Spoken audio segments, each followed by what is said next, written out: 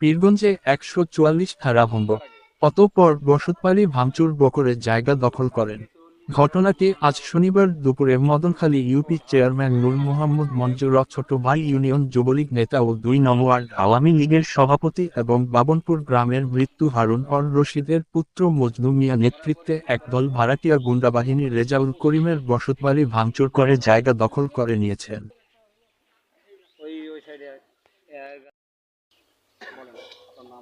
আমার নাম মোহাম্মদ রিজাউল করিম, পিতা বাসেন আলী, গ্রাম বাবনপুর।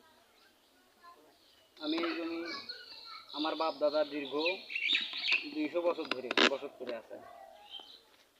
এই জমি মজনু এবং লতিফ, আরিফুল আরও সঙ্গবঙ্গ যত লোক আছে আওয়ামী লীগের সব মিলে আজকে ১০টা থেকে শুরু করি ২-৩টে পর্যন্ত আমার যা টয়লেট,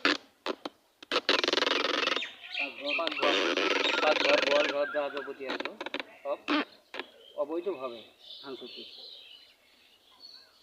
তারা কেন ভাঙলো আপনাদের এই ঘর বাড়ি?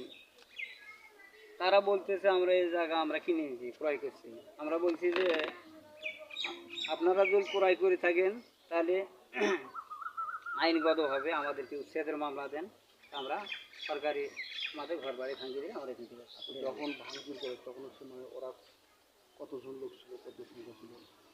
ওরা প্রায় ৩৫ থেকে আপনার ৫০ জনের মতো লোক ছিল। তারপর ওরা যখন ভাঙচুর করলো তখন আপনি বাধা করে নিয়ে আসেন না? আমার বাধা দেওয়ার মতো সমর্থন নেই, লোকজন নাই, আমি কেমনে বাধা দিব? আইনগত দেওয়া। ওই জন্য আইনগত আমি ব্যবস্থা নেওয়ার জন্য বলছিলাম, ৩৩ নম্বরে কল দিয়েছিলাম, কিন্তু এখানে পুলিশ আসার জন্য ওনারা বাধা দিয়ে। তারপর তারপর বেলা ২টার সময় এসআই এখানে মাসুদ সাহেব এসেছিল।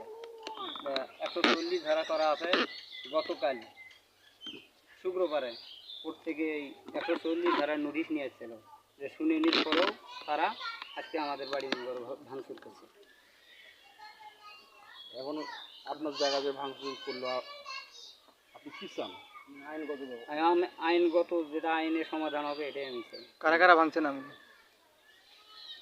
ভাঙছে লতিফ, চান্দু, আশরাফুল, সাকিব, সোহেল, তারপর হাবিজুরের ছেলে ফারুক, মশিউর ছিল, নুরু ছিল, আরও অনেক ছিল, মফিজ ছিল, আর